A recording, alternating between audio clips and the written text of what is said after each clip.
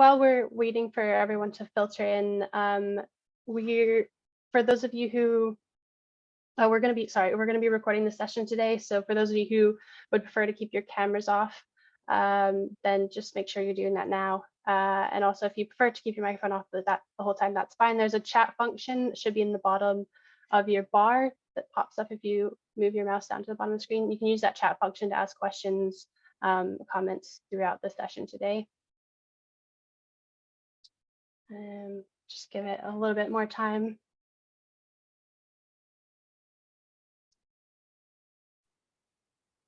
There will be opportunities to ask questions if you'd like to unmute yourselves as well during this session. I'll let you know when that time is. You can raise your hand by using the reactions function. So click on that, there should be a raise your hand, and then I'll come to you for the question. If you could just make sure that once after you've asked your question, if you could put your hand back down, it's the same function.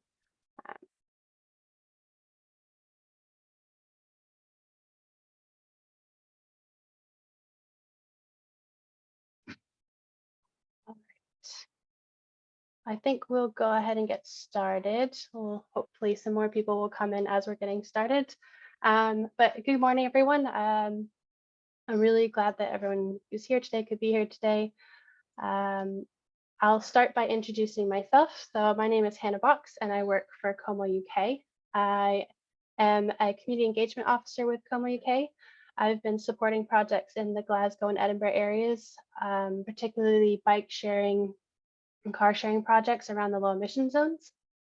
So Como UK is a charity that supports shared transport. And when I say shared transport, I mean, like I said, kind of bike sharing, car sharing projects. It's this idea that there are resources like bikes and cars that people can have access to without having to own them. So the reason that we're going to talk about shared transport alongside the low emission zone today is because it can be a good way to travel. So shared transport can be a good way to travel into low emission zones. It can provide communities with more choices in terms of their travel. So I will go ahead and start with the agenda today. So today we're going to have George King, who is our transport officer with the City of Edinburgh Council. He's going to be speaking to us about the low emission zone here in Edinburgh. And then he's be sharing information about why it's here and what it means for people in the Edinburgh area. And then we're going to move on to Heather Quinn, who's a program manager with Energy Saving Trust, and she's going to be speaking to us about the funding that's available for households and businesses that might be impacted by this low emission zone. And then after that, we're going to come to James Kleeman and Louise Sinclair from JK Consulting, and they're going to share the great work that they're doing on a bike sharing project in Edinburgh called WeBike. And then finally, I'm going to share some information about car sharing and ride sharing options in the Edinburgh area. And then we'll have time for questions after each speaker, and hopefully we'll have time at the end to kind of come back together. And if anyone has any questions for any of the speakers, then we'll do that then as well. So I'm going to go ahead and we'll get started, and I'll hand over to George if you'd like to share your screen.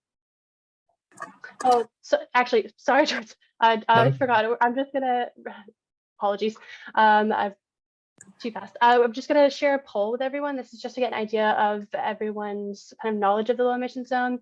It's okay if you know nothing at all, because that's why we're here today. But there's also some questions about, how you feel, what you feel about car sharing and bike sharing as well. Just take a minute if everyone could do that poll. Sorry, I was charging through and almost forgot about the poll. Right. Well, morning, everyone. I'm George King, and I'm the project manager for Edinburgh's forthcoming low emission zone. So we tested this earlier. Hopefully this works. If I just share my screen now. Can everyone see that okay? Yeah, that looks good.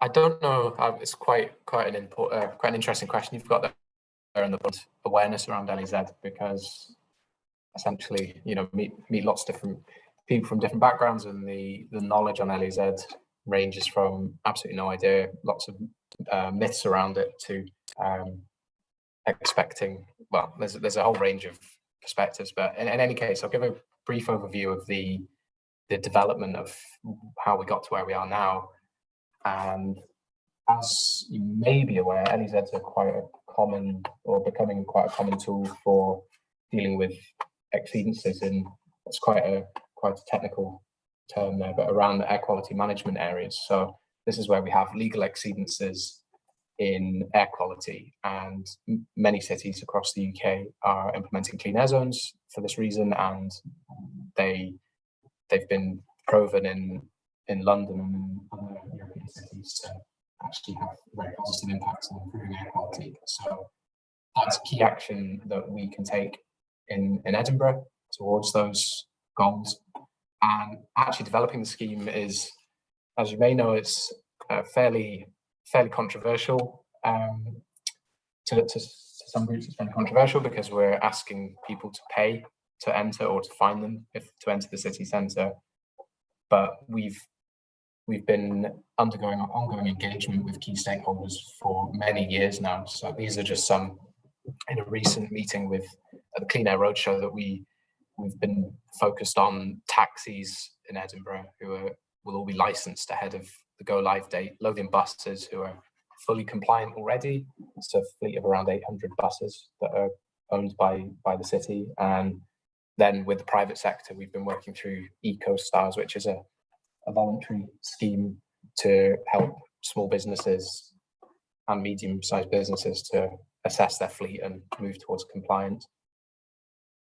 And in developing the LEZs, it's been a very much partnership working across 4 larger cities in Scotland. You mentioned Glasgow earlier, who will go live with theirs this year, and it's all evidence-led. So in terms of, I mentioned the air quality issues around nitrogen oxide and PM, particulate matter. So they're the main targets in the LEZs. So that's where we've worked with the Environment Agency, SEPA, and others in doing that, in developing that. So with LEZ, it's one of many tools that we're applying in Edinburgh through our transport strategy, the City Mobility Plan, and that's where LEZ is seen as one of the key indicators for key tools to reduce harmful emissions directly. And then there's the modal shift question.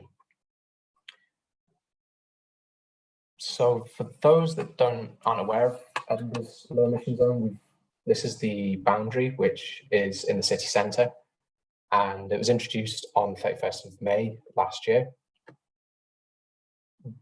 It will issue PCNs, so penalty charge notices, for the most polluting vehicles only. So that's in certain classes of vehicles that may only be about 20% of the fleet, but we know that smaller businesses, particularly vans and sole traders, the compliance rate is much lower. So that's all around diesel. It's the diesels that are particularly harmful, or older diesels are the main target for reaching compliance. So bearing in mind that there are those impacts to small businesses, and because we have this, the fines are set nationally. So in Edinburgh, there's a consistency across the 4 cities, but because it's a fine to enter rather than access charge, as you see in England, it means that it's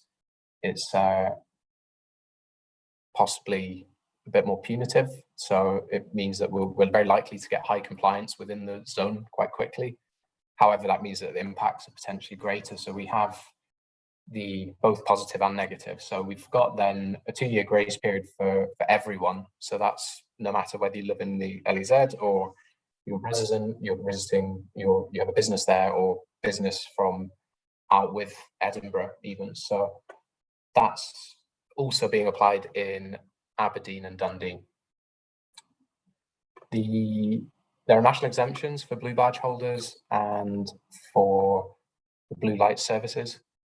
Through the regulations, we were able to set our own exemptions locally, but we took the position that, based on the evidence and the enforcement coming 2 years after the introduction, that there's enough time for people to get ready and probably come a bit more onto the support funding that is available for the most impacted groups.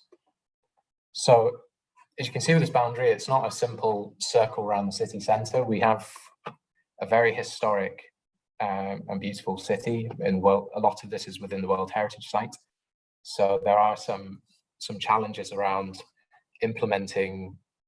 Essentially, we're trying to help traffic avoid the city centre in bringing in the LEZ, which is part of our future planning for through the city mobility plan, where we want a largely car-free city centre.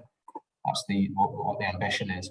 So in terms of that, in terms of actually installing the boundary, we're in the period of just designing up the signs and getting cameras in place as well. So that would be mindful of the heritage impacts in balancing not having too many signs or cameras versus making sure that we have an enforceable LEZ. As we're all aware, we are experiencing climate change, and in Edinburgh we declared a climate emergency in 2019. Transport, as many of you will be aware, accounts for about a quarter of total emissions, both in Edinburgh and across Scotland. So we, very mindful in Edinburgh, we have our ambitious 2030 target for net zero, which is ahead of the national targets, and that will require action from not just us as government, but from all levels of society. So from citizens through to organisations, whether they're in private, public, or third sector. So that's quite a big task. And as mentioned, that city mobility plan is set towards 2030, and LEZ is broadly in the air quality bracket there, but we also have a suite of plans that will be put to the public this summer, actually, around active travel, public transport, circulation plan, and which is around how we plan the network for the next 10 years and beyond that, in fact. So the city centre transformation has already been published, but we're looking to see that enhanced with potentially further roads within that becoming de-trafficked and more in line with the sustainable travel hierarchy, so especially around walking, wheeling, and cycling. And within all of these action plans there's road safety, parking. These are just quite a few there, but I put at the bottom I just added the 20-minute neighbourhoods concept is one that's in the news at the moment for all the wrong reasons, just with all the myths around that. But I think other cities use 15-minute neighbourhoods concept, but the concept around that is around, again, you're probably all aware, but just having all your amenities within a walking distance or a short distance, so that you can reduce single-use car occupancy levels, which is a very positive thing. And the question around mobility hubs is something that in Edinburgh we are exploring with feasibility studies along with Sestran. So there's a regional study at the moment that's identified a handful of locations in Edinburgh, which is all part of helping. I think those two are quite linked together, 20-minute neighbourhoods concept and giving people more travel options, which is really what this is all about. It's reallocating road space, street space as one element, tools like LEZ, which have a quite specific task, and all of these things together help support helps on the path to 2030. For LEZ then, the next steps really are, I mentioned delivering LEZ is we need the signs and cameras in place. So we have a bit of time to do that in the coming months. And we're doing a lot of comms, both nationally, there are comms around getting ready, and in Edinburgh we have our own comms specifically looking at, I think at the moment we have lamppost flags around the boundary. We are going to target petrol stations on nozzles, for example, so that the most impacted groups, which are drivers, will be, in terms of the fines at least, would be aware. We did a study last year, which I've got the findings here, it's quite interesting. We found that quite a sizable proportion of drivers that we interviewed, it was a representative sample of 600 drivers in Edinburgh, did agree that it was important to protect public health, which LEZ is I actually didn't mention at the beginning, but it is ultimately in its main task is around public health, because those NO2 and PM10 are very harmful for human health, and there's really no safe level of those pollutants, but we're trying to get within legal limits that are set at the moment with a view to reaching zero on that. So that's, I think, very welcome to see that people understand that that's a problem. And also, yes, LEZ is mostly a public health tool, but it's the question around carbon emissions, which LEZ goes a little way to address, but I think it was interesting that drivers recognize that as a problem as well. So it's the consensus has moved somewhat more around awareness of the climate emergency. Here we found that a majority, 2/3 supported LEZ, which is quite different to what we saw during consultation, where it was a little bit more divisive, you could say. And then, yeah, we're just working with SEPA and others and the other cities to look more on the carbon question and how we monitor this for the coming years, because that will be our way of understanding, monitoring it continually to see how that gets us towards the statutory ambitions, the statutory goals, which are around reducing these emissions. I probably won't talk too much about support funding, because I know Michael's going to come in on that, but we are targeting micro businesses and the small businesses as those that we see as most affected. I'll just leave, this is my last point here, just around policy development. I think LEZ's quite an interesting tool as part of quite a radical change, actually, to how drivers may be treated in urban areas. We know that based on the polluter pays principle and just the impact of single occupancy vehicles is hugely disproportionate to what's paid into the system. So in terms of health costs, environmental costs. So what we're interested in is the potential future use of ANPR technology. So the cameras that we're putting in for LEZ. Now, these are all very high level ideas, but certainly in the national policy there, we're tasked to look at exploring zero emission zones within LEZ structures. So we'll have to see how that one develops. Certainly in Oxford, they have a zero emission zone in part of the city centre, and in the Netherlands, they're looking at zero emission freight within 14 or more cities. So there's a lot of good work happening there. I think I know that with what we're thinking about here today, it's possibly more on individuals, but the question around freight and servicing loading is something that we're keenly looking at in terms of that last mile deliveries and shifting freight onto cargo bikes, for example, as well. So it's that sustainable travel hierarchy applying to all areas of transport, not just private individuals. And yeah, I suppose LEZ is to some extent a demand management tool, but as I mentioned, it's in the main, it's, as we're seeing compliance increase because of the threat of LEZ, it won't take long, I think, before that needs to develop and change. So we have a whole suite of other tools that we'll bring in. We have parking restrictions, for example, that are being expanded as we speak, which when, for example, you bring in a tram to Newhaven and then in Leith, there will be more parking controls.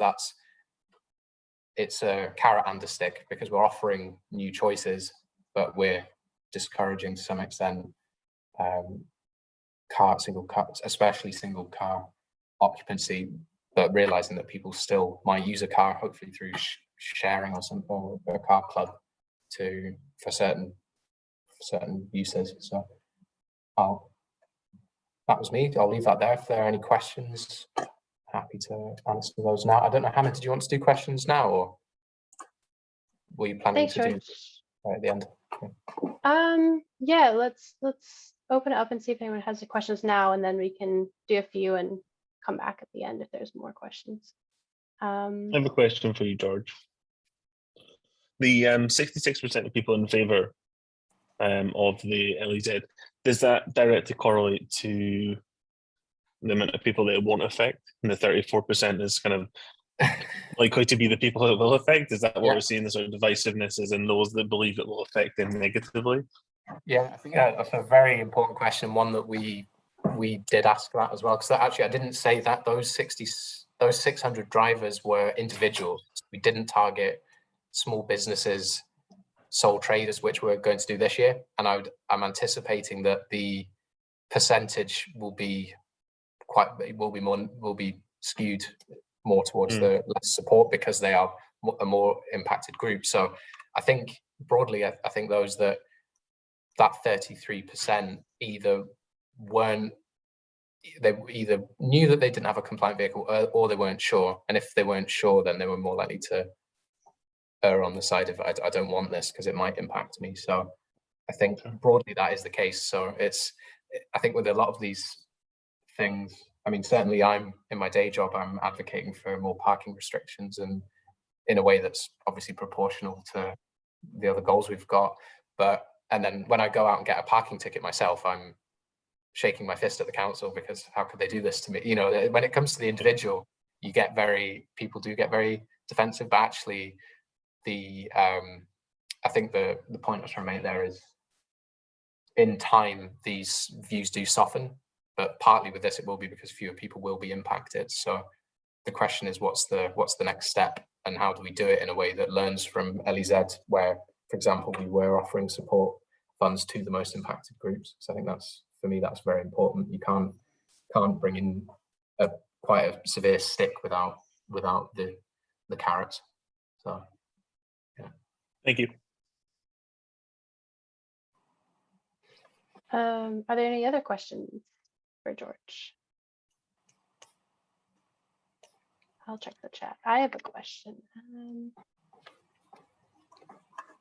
Yeah, well, I'll go ahead and ask my question. My question was just around if there was any sort of, in terms of kind of the source of emissions. Obviously, private car use is one, but yesterday Dom was saying that they saw a lot of emissions coming from buses in Glasgow. So there's this big push to kind of electrify buses. I didn't know if that was a similar issue in Edinburgh, whether it's buses or if it is kind of that delivery drivers and, you know, private businesses and things like that.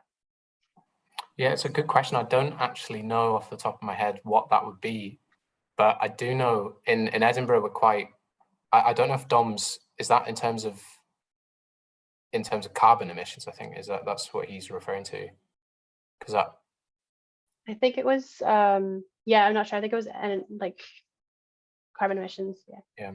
So what I do know, I mentioned Lothian buses it's around 800 buses that serve Edinburgh, and that's the majority of the fleet in Edinburgh, and that is now LEZ compliant. But I think we only have, within Lothian buses, I think there are between 4 and 6 electric buses.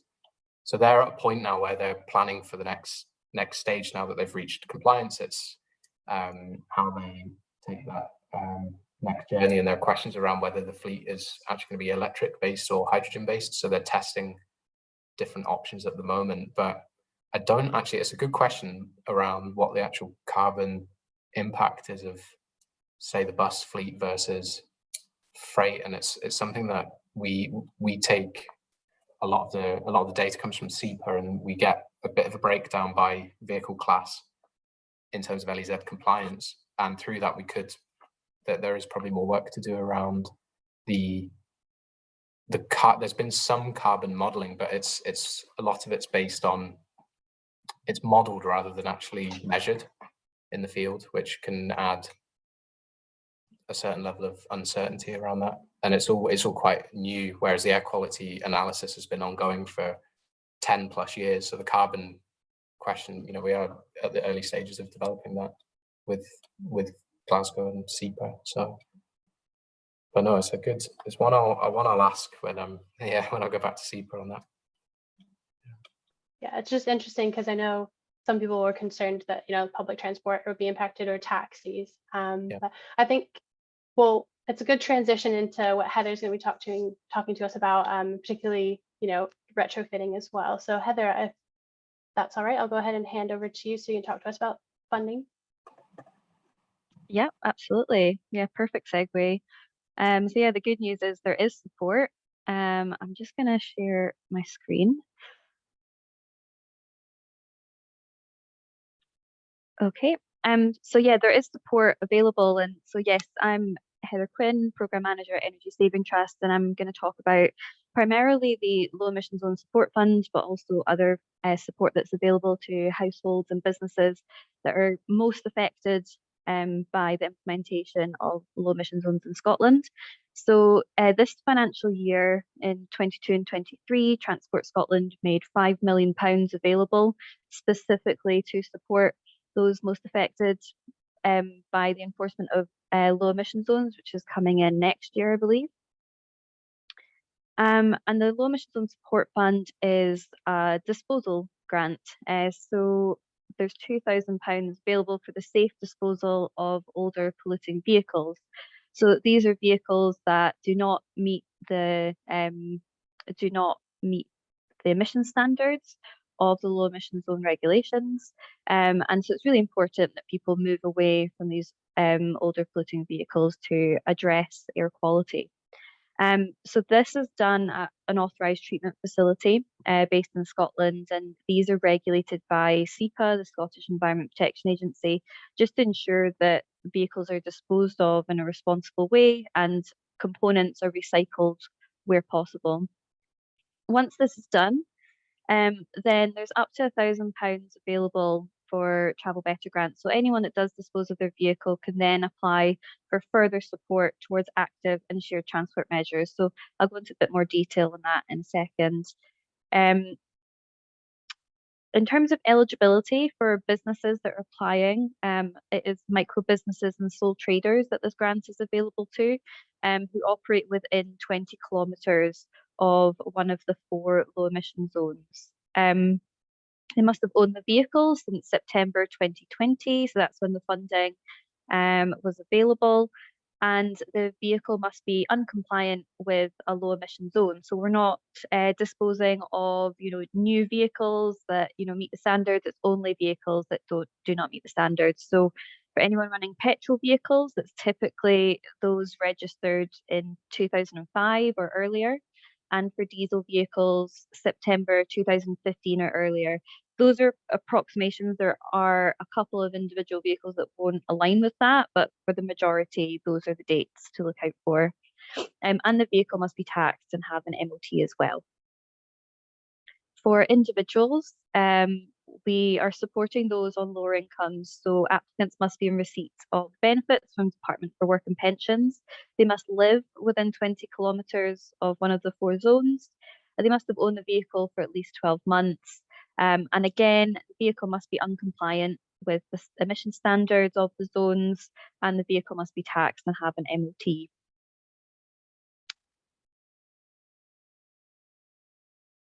Once that's done, as I said, the Travel Better grant is available. So this year is the first year we actually introduced the Travel Better grant for businesses. It's been available for households since the fund launched in 2020. But for businesses, up to £1,000 is available towards an electric cargo bike or non-electric cargo bike. So this is perfect for businesses that require cargo to be delivered or transported. We've seen food and drinks companies, hospitalities companies applying, couriers applying, as well as some tradespeople such as electricians that can actually work quite well for those traveling short distances but requiring some tools or devices to be carried. Then for households, what's available is up to £1,000 for 2 adults in the household. So that's a maximum of £500 each. And this can be used towards electric bikes, non-electric bikes, bike maintenance and accessories. So if anyone's got an existing bike and it just needs refurbished or maintained and they need some extra equipment such as helmets, high vis to get them going, that's available.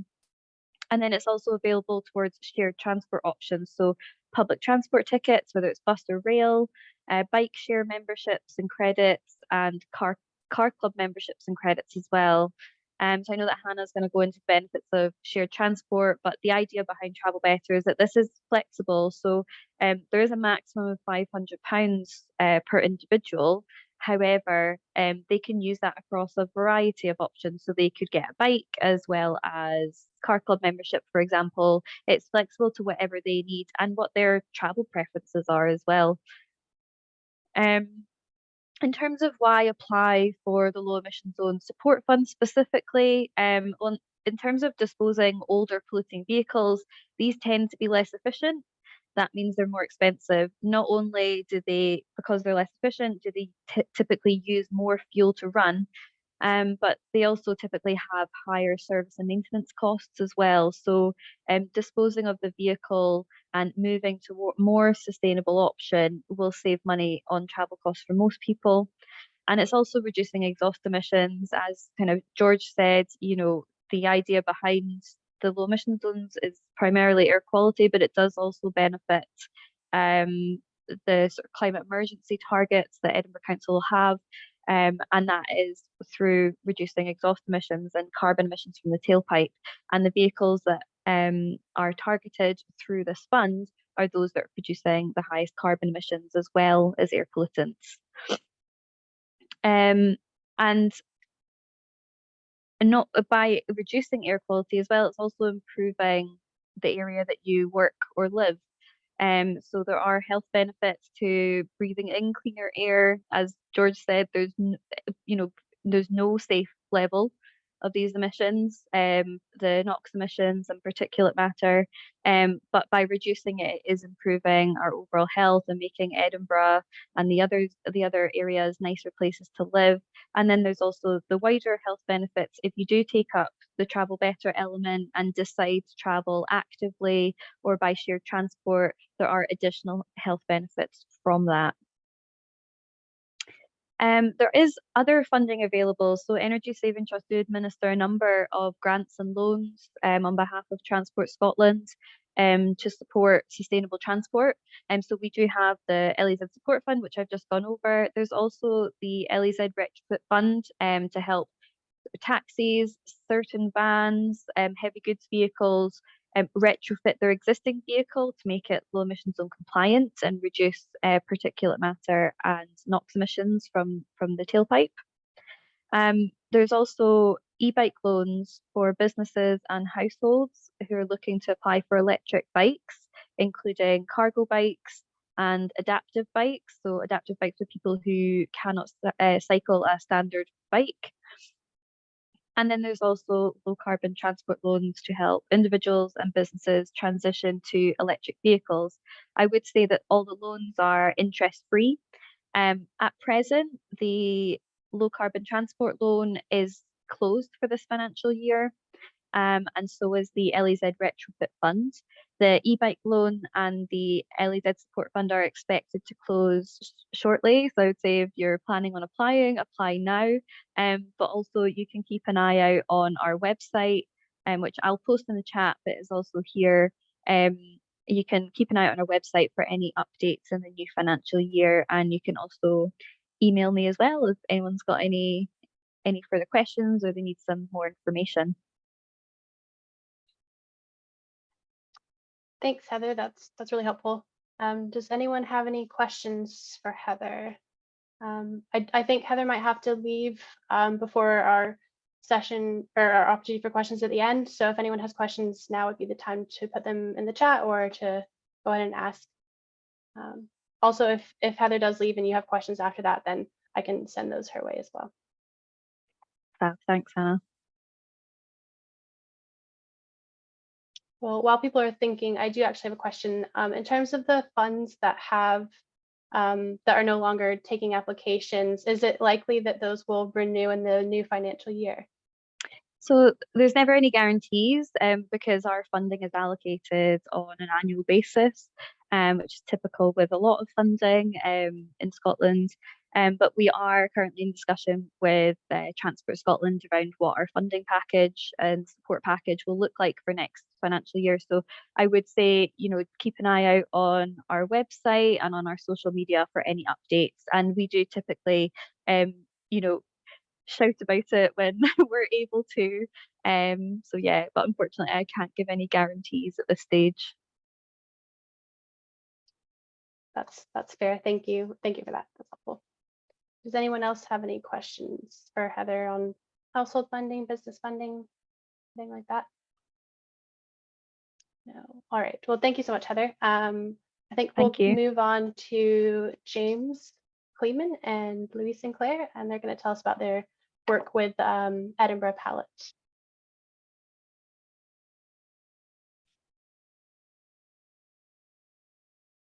Can you all see that?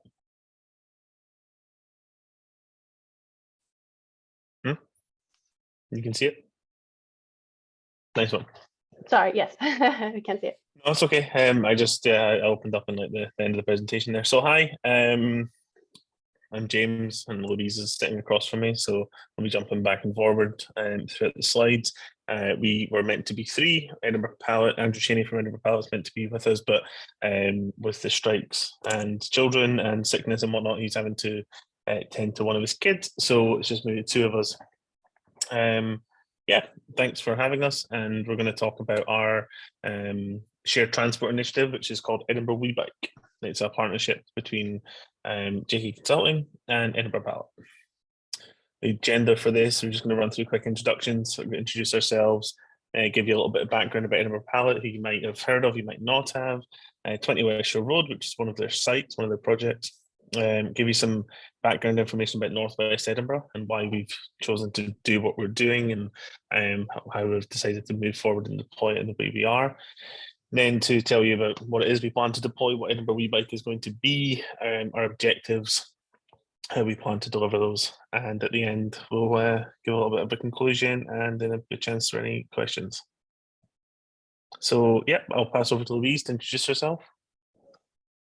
Hi, my name's obviously Louise Sinclair. I work alongside James in JK Consulting, but primarily at the moment I am working alongside Edinburgh Palette to create and launch Edinburgh WeBike. So it's been interesting. We've just been given the go ahead with the funding, so that's all been signed.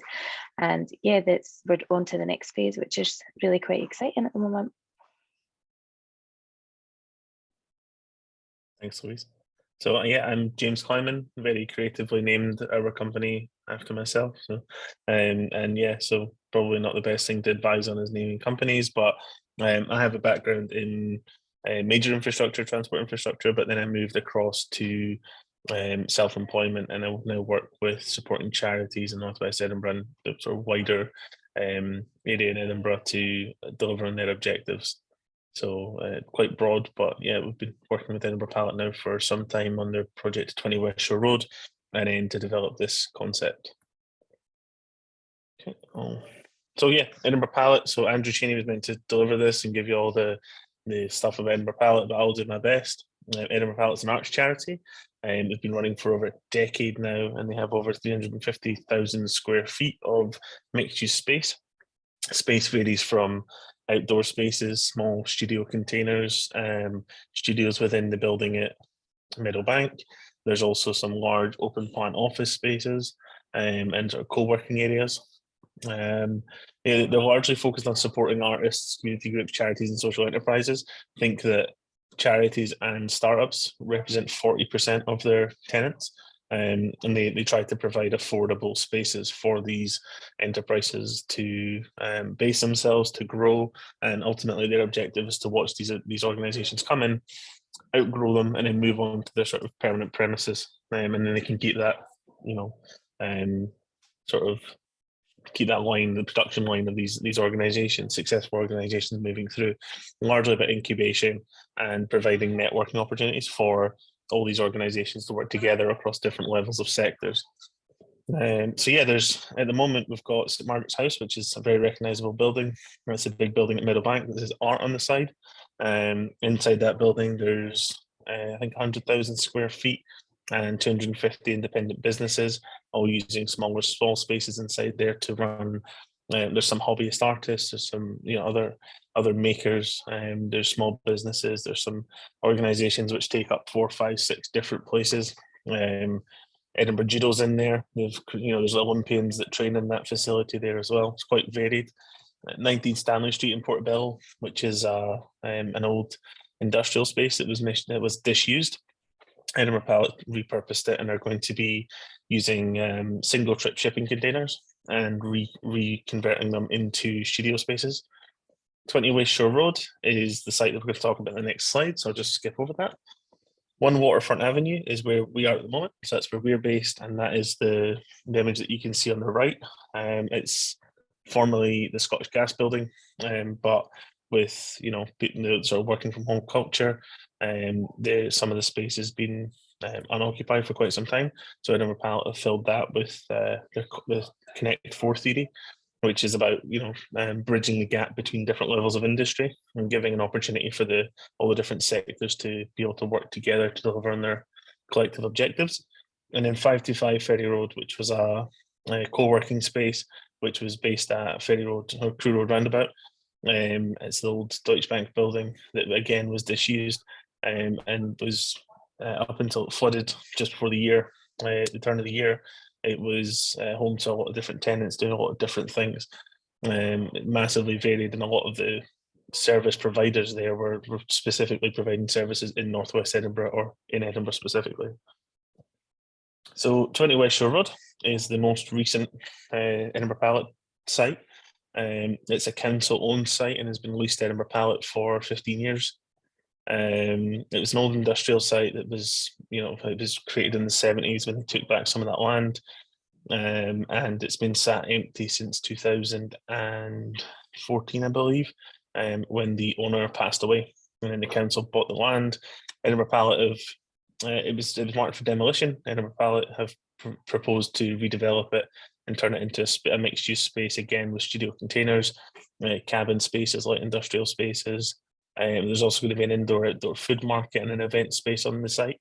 And although you can't see it in the sort of rendering on the left, if you look down on the plan on the right, you'll see the sort of green space to the right. There's going to be a wellness space there. And there's going to be a finished sauna, quite unique. It's not something that we've seen much of in Edinburgh, but that'll be quite well connected to the coast and to exploit the advantages of freshwater swimming and that kind of thing. So yeah, it sits directly on the waterfront. So the promenade runs just to the north and connects from West Shore Road all the way along to Gypsy Brae and then continues on to Cramond. And it's quite a well-connected cycle route. But then if you continue along to the east, you arrive at Granton Square, and then it's back onto a cycle route that takes you from Granton Square and Wardie Bay all the way along to Newhaven and Seafield. So it's very well connected. And as we understand, the plans for the local authority are just to improve those connections and just continue to sort of build on that network as it exists. So yeah, it's a very promising site, and this is where we started to think about our proximity to the cycle path, to the promenade, and how we could tie into that, what that could mean for Edinburgh Pallet. Very early on, we identified that the cycle infrastructure was something that we wanted to tie into, and we just weren't sure what that looked like or how that was going to happen. So we arrived at the concept of building a community e-bike program or some sort of bike share program, and through a process of consultation and doing some research into what was already in the area, we have come up with the Edinburgh Wee Bike. So many of you have probably been familiar with Northwest Edinburgh, or I think it's commonly dubbed as Granton as a whole, but Northwest Edinburgh sort of is a very vast area. It spans from Trinity all the way to Queensferry and takes up parts of even up to Christorfin, that kind of thing. So it's a very vast area, covers a massive expanse, and also very varied in its socioeconomic standards. So to give you some in-depth sort of look into that, the research that we did found that some areas in Granton, Muirhouse, West Pilton are still ranking within the bottom 5 to 20% of the SIMD, which is the Scottish Index for Multiple Deprivations, which charts the sort of deprivation levels in different areas. Although that is trending upwards from 2012 through to 2020, there are still some areas that are not performing as well as they were hoping. And across Wardyburn, Muirhouse, Western Drylor, Royston, and Granton,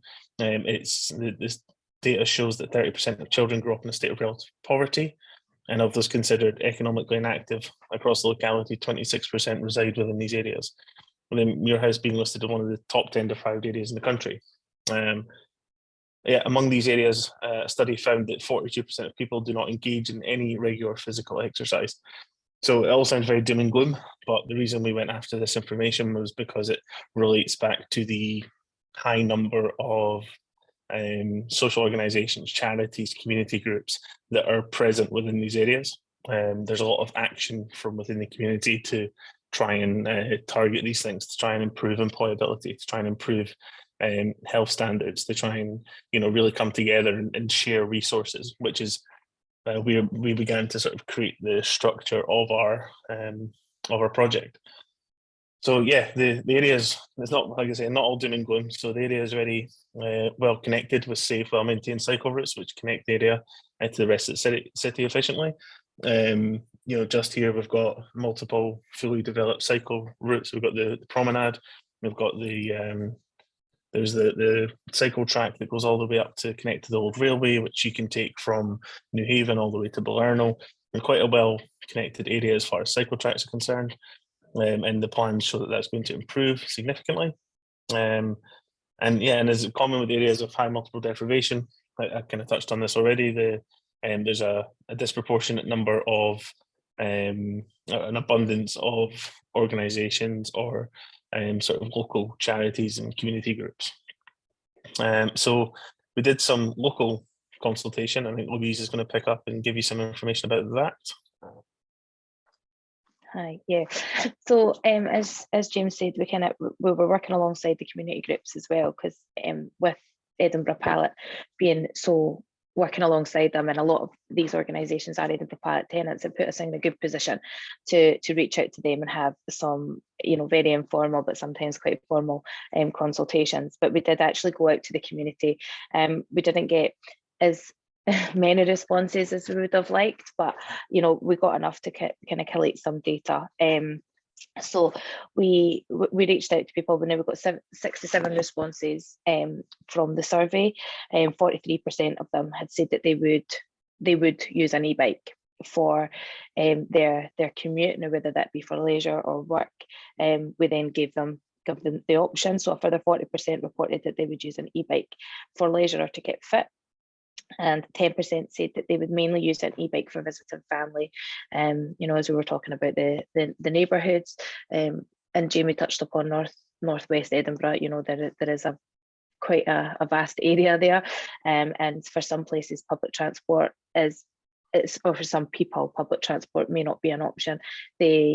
One of the main things that got fed back to us through the community groups and also the public consultation is that expense of travel can severely affect somebody, and it can mean people being on their own or being with family sometimes. So it's about trying to bridge that gap, I think.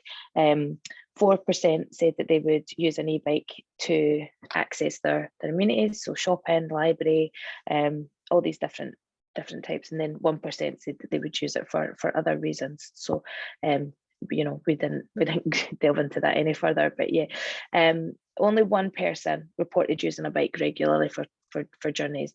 And as Jamie touched upon, the health impact on that, and so many people not using any form of, or not having any form of physical activity in their daily task is quite, it was the figures were quite shocking, and it gave us an opportunity to look into how we can support these people and these community organisations and perhaps improving that.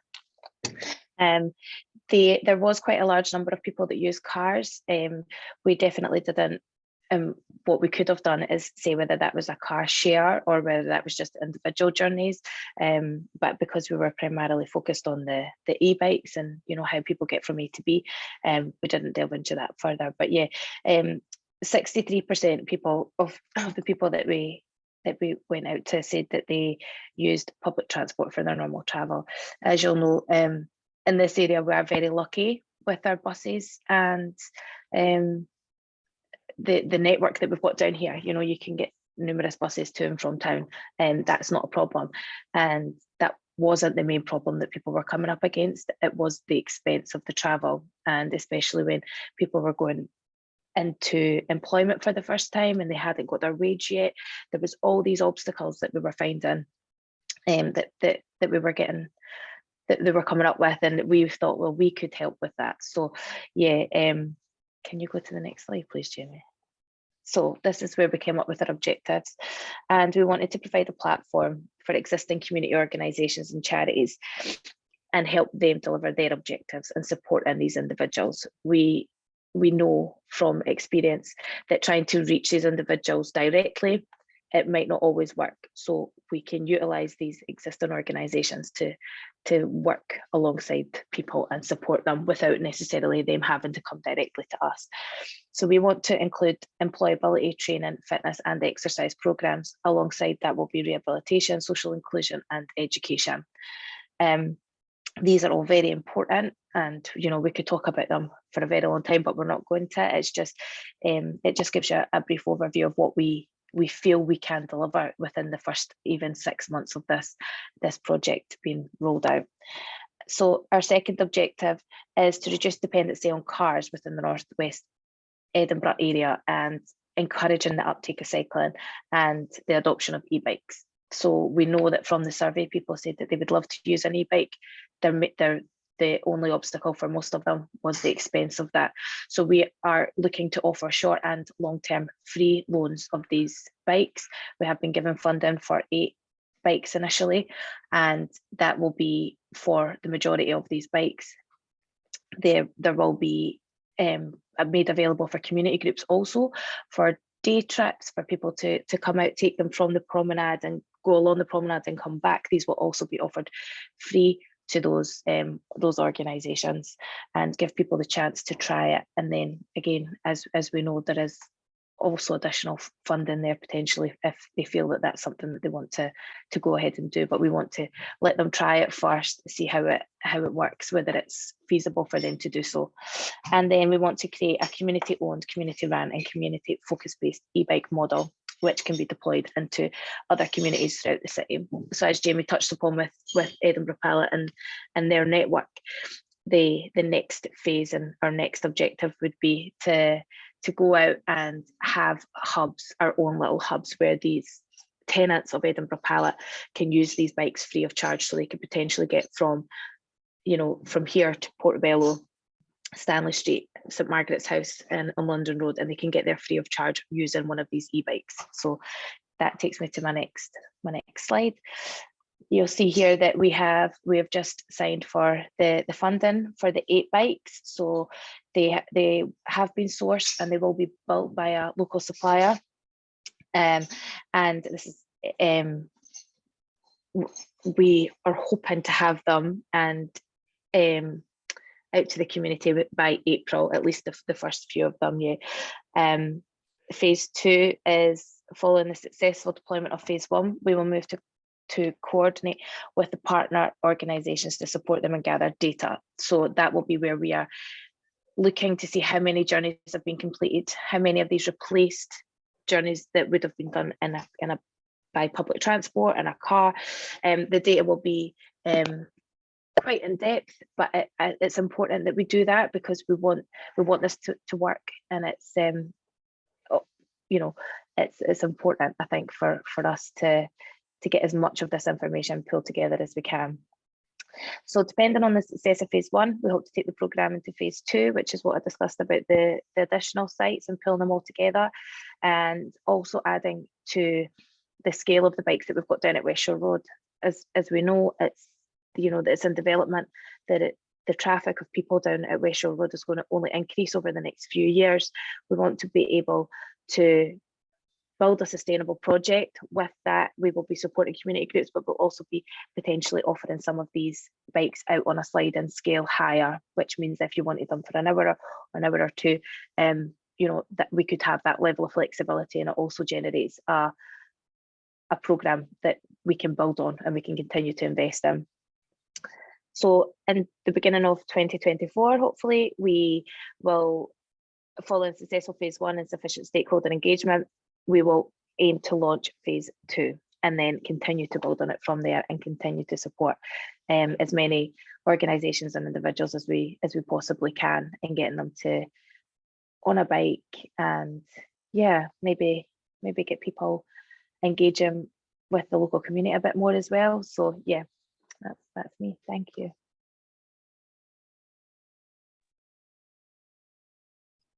Thank you so much, Louise and James. That was really interesting. I know we've kind of had a conversation separately about your project, but it's great to see, you know, all the different stages. Very exciting. Does anyone have any questions? I think there was a question from George in the chat.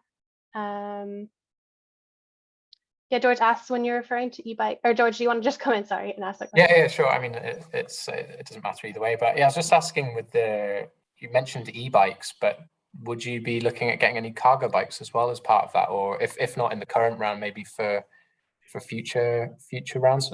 Sorry if you mentioned this already, but if you did, I missed it. It's just because obviously they're different ones, very much, you know, different bikes for different purposes, I guess. So what we're looking at the moment, we did consider, so 2 of the organisations that we spoke with from the local area would really benefit from e-cargo bikes, but with the funding and the limitations on the funding in this phase, what we wanted to do was get as many individual bikes out there so they could be used for various applications. So what we are going to do is get towable trailers to attach to those bikes, so that they can move cargo, as opposed to getting a specific e-cargo bike. And then any of the bikes will be able to support the moving cargo to and from. One of the organisations is a community-based bakery, so they basically do not-for-profit baking, and they grow a lot of their own produce, and then they prepare it in the area, and then they provide it on a sort of pay what you can afford or not-for-profit model, and they deliver it to the local community using bikes at the moment. So it was a great success story to know that's already happening, but one of the things they very quickly identified was if they could move larger scales, then they could operate satellite operations at the weekends and that kind of thing. So yeah, we are looking at e-cargo options, but maybe in a slightly different way to the traditional e-cargo bike. What I would suggest then, because that's really interesting to hear that you're, the trailers and working with small businesses nearby, but Cargo Bike Movement, if you were interested just to borrow one, they would offer that. As I think Sustrans also have a library, but I know that I've borrowed bikes through Cargo Bike Movement. They're based at Tollcross, but businesses can borrow them for a couple of weeks at a time, as can individuals. Okay. So just that'd be great, yeah. Keep that on your radar. Yeah, because the council part fund Cargo Bike Movement.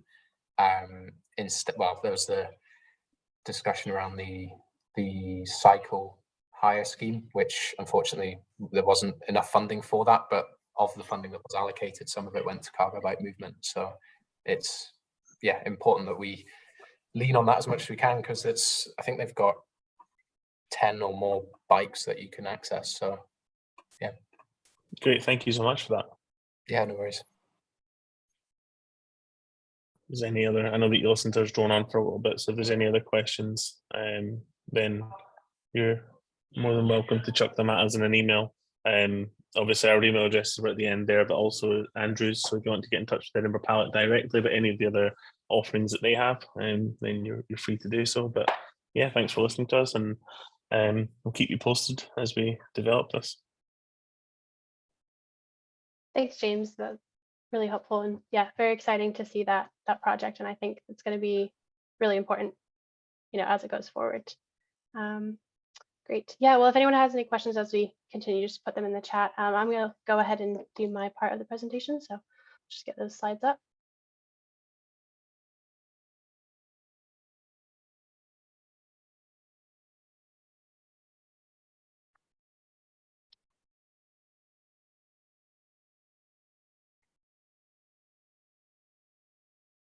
All right, hopefully everybody can see that. So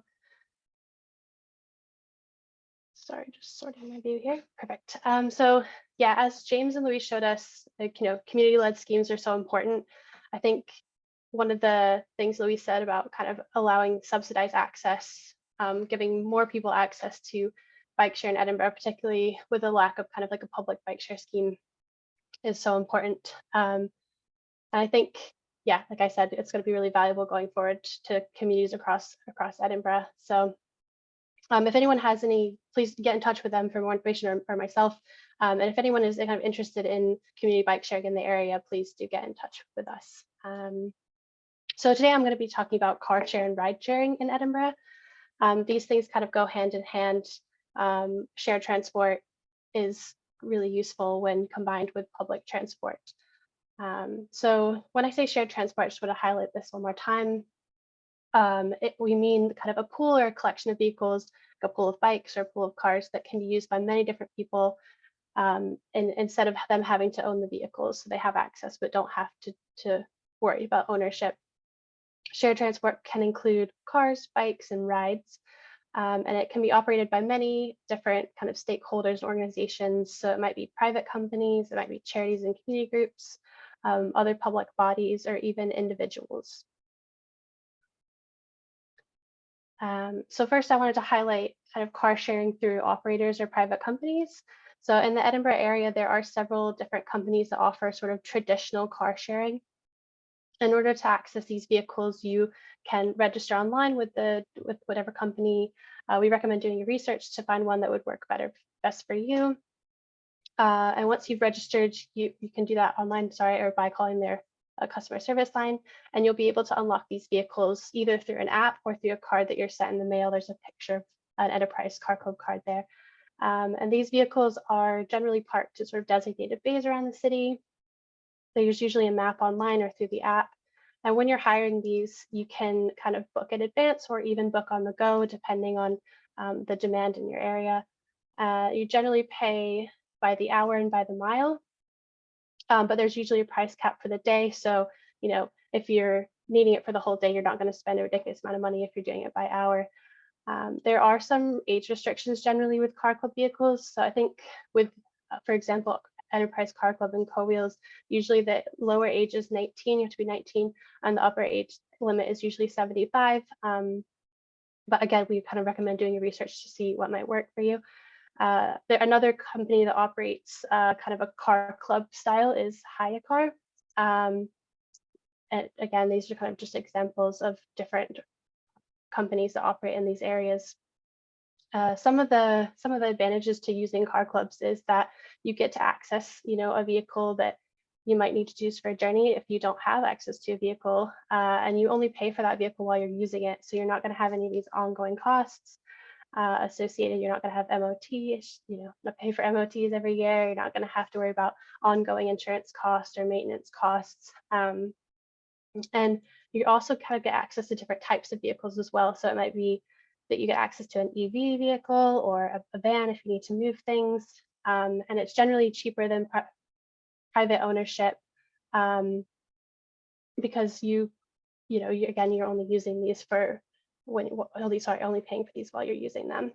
And these car club vehicles that are located in Edinburgh are all compliant with the low emission zone. And another advantage is that they're, again, enabling people to do journeys that they otherwise might not be able to do. So we kind of recommend car clubs for local journeys or, these weekend journeys, daily journeys. They wouldn't necessarily be ideal if you're someone who needs to use their car every day all the time, because that would be quite expensive. But again, it's useful for it's useful for you if you can use it in combination with public transport or active travel. I just wanted to highlight, we have a map on our website, Como UK website, that shows some of the different locations of car club vehicles around the city of Edinburgh. If you zoom in, kind of more of them pop up, but there's also, each company will have their maps as well. Our site does have some community car clubs on it as well. Some of them aren't shared on our map due to kind of data protection, but if you're wondering if there's something in your area and you can't see it on our map, then please do get in touch, because there might be something that just isn't on the map, but we could share privately with you, could connect through email. So again, if you do have questions about a specific area, then we would like you to get in touch with us. Another type of car sharing is what we call peer-to-peer, and this is led usually by individuals or community groups. And this kind of works like Airbnb for cars, where someone who owns a car can hire out their car when they're not using it, for example, on the weekends or in the evenings, or even if there's someone from work that works from home, then you can even hire it out during the day if you're not using it. So like Airbnb, there are different companies that do this and that kind of manage these peer-to-peer type schemes. So for example, one of these would be Hire Car peer-to-peer. So that might get a bit confusing. Hire Car does have car club vehicles, but they also have peer-to-peer. They also support peer-to-peer sharing as well. And then another is Get Around and Turo are a couple of examples in the Edinburgh area. These kind of access as well can be accessed via the app if someone has keyless technology in their vehicle, but otherwise it might be through kind of a key exchange or a key box. Some of the advantages to using this method over a traditional car club would be it might be more convenient. These things might be a bit located in your community rather than it might be a little bit closer to you. You might be sharing from one of your neighbors instead of kind of having to walk around the corner to pick up the car. Another advantage is that, these vehicles might offer different amenities. For example, you might be able to take dogs in the car, or the person lending the car might have car seats. So you could, if you're a family who's renting a car, then you might have access to these car seats as well. So different things to consider. There are some groups in the Edinburgh area that use peer-to-peer to kind of share their vehicles. One of these is Edinburgh and Lothian's Regional Equality Council. They have a van that they share through peer-to-peer. You can find that on Hire Car. And then there's some other communities like in the Portobello area that they kind of have a group that they share using Hire Car as well. So it is possible to kind of have your own independent car club as a community or even as a group of friends. Unfortunately, there's not a great example of this in the Edinburgh area, but one of those that's near Glasgow is called Local Energy Action Plan, or LEAP Car Club. There's a picture of them on the top there. And then another is Moray Car Share, which is the bottom picture, and they're out of Inverness, like near Inverness, excuse me. And some of the advantages to having kind of an independent car club is that, they can set their own pricing structure. They can make their service kind of community focused and potentially more financially accessible to people in the area. So kind of like Louise and James were talking about, their goal is to make their service as free as possible. So that is an advantage to kind of setting up your own scheme. We're also kind of aware of some informal groups that have sort of independent car sharing as a kind of a group of friends. So if you're interested in doing this with your friends or your neighbors, there are ways of doing this, but we do recommend that you get in touch with us so we can kind of talk you through the insurance, talk you through the other admin that you'll have to do in order to kind of make this work for you. Finally, I wanted to highlight another good way of sort of saving money on transport and reducing this single occupancy car use is to ride share. This is also known as lift sharing or carpooling. And many of you may already do this. I know I do. I don't have a car, so I share a lot with my friends, but I guess kind of informal car sharing is with friends and family and coworkers. Generally this be organized through WhatsApp or a Facebook group, or even just through text. So there's also formal ride sharing groups. This is companies that help you kind of find rides, whether it be within your local area or from city to city. So two examples of this are Lyft Share, which is one that I actually just signed up with myself, and BlaBlaCar as well. So these, basically how it works is you register online, you create an account and you get a profile, and then you put in the journey that you're wanting to do or the journey that you're doing if you're a driver, and it matches you with people that are willing to do that journey as well. So you can kind of meet them and have a conversation with them online beforehand, so that kind of makes it safer, makes it safe as possible for you to kind of ride with people that you get to meet them before you ride with them, sorry. And some of the advantages to using ride sharing is, again, reducing single occupancy car use, reducing private car use, so generally reducing your emissions, and also sharing vehicle costs. So you can kind of share costs for petrol, or someone could help contribute to your maintenance for a car if you're the one who's driving. So there's a couple different advantages to using that. That's all from me. It was kind of a lot of information, but if anyone has questions about car sharing, about ride sharing, please do raise your hand or put those questions in the chat.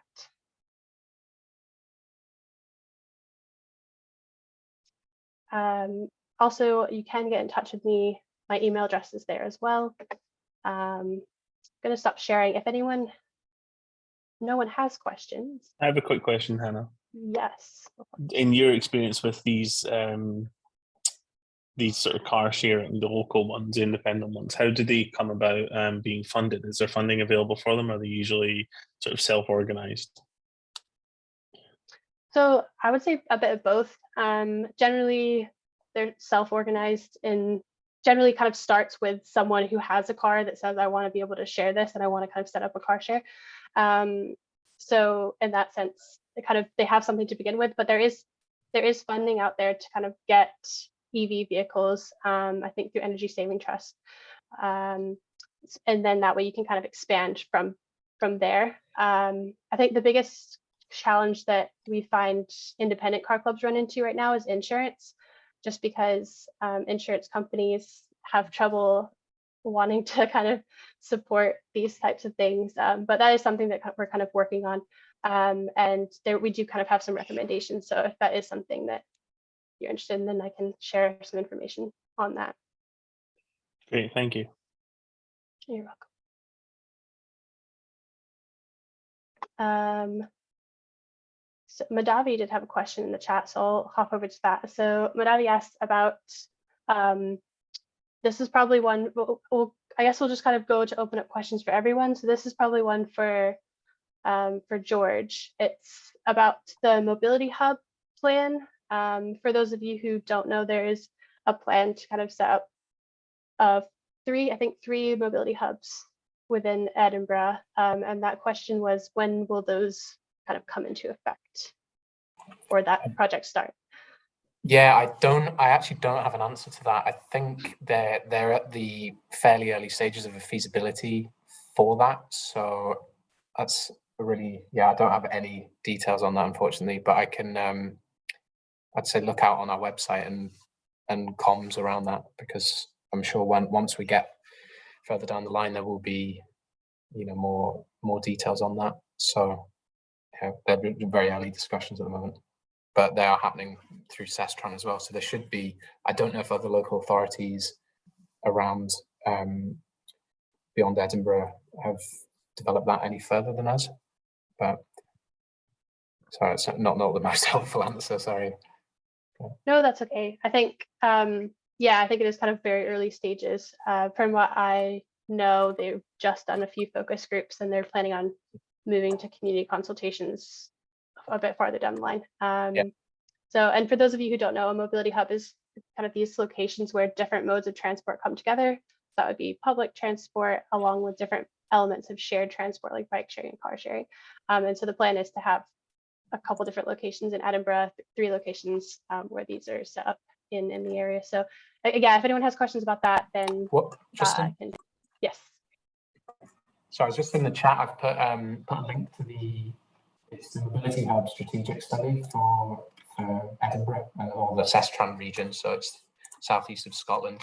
So I've just put that in the chat. That's come, as you mentioned, we are going through internal workshops at the moment, and they're collating feedback from colleagues. So that's still pretty early before public would have sight of the next stage of consultation.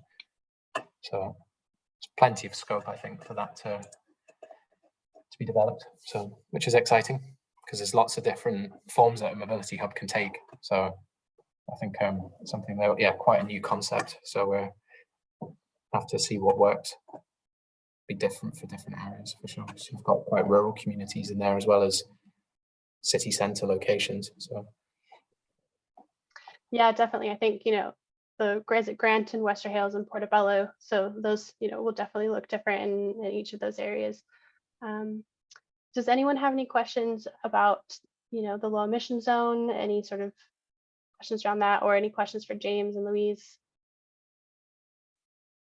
What I'll do right now is I'm going to put up a poll again. This is the same questions from earlier. This is just to kind of get an idea of if you found this helpful. It's just kind of, did you learn something?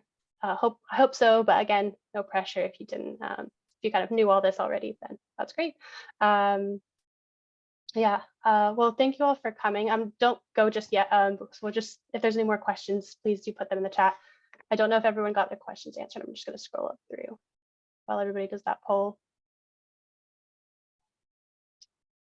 were some comments on the sauna being popular in Granton, so that'll be nice to see. I'll pass those on to the person who's planning to organise that. That's I good. know that they recently launched in Portobello, so if you're on Portobello Promenade and you're having a walk along there, keep an eye out. And yeah, it seems to have been a pretty decent uptake on that. From what I understand, it seems to be quite fondly looked upon, and it's something that people kind of maybe aren't aware that they wanted, So when it's arrived on the doorstep, they thought, actually, this is quite nice. Yeah, definitely. That sounds great. I'll have to come visit and check it out once it's The up hot and running. cold contrast therapy, a Mm, little bit of sauna, and then into the cold water swimming, if that's your thing. be perfect right after you've cycled in on the e-bikes. That's exactly right. That's what we're hoping for anyway. But you should come down in the summer and see the site and how it's looking. That'll be good fun. Yeah, Definitely, brilliant. definitely. Would you be able to share those slides that Louise and James around? Absolutely. Well, everyone's slides actually. I can certainly share mine if that's of use. Yeah. No problem. Yeah, definitely. I can do that. I will share this. Well, if no one has any more questions, then I can let you go, get an early lunch. Yeah, all right, perfect. Well, thank you so much, James, Louise, George. I really appreciate you coming along and speaking today. I think I found it really helpful, and I hope everyone else did as well. So Thank you, I Hannah. will Yeah, speak thanks, to you Hannah, and all thanks to soon. everyone else for listening to us. Yeah, hopefully hear from you guys again soon. Thank you. Definitely. Brilliant. Yeah, Thanks so thank you, much. everyone. Cheers. Thank you, everyone. That was great. Thank you. Bye.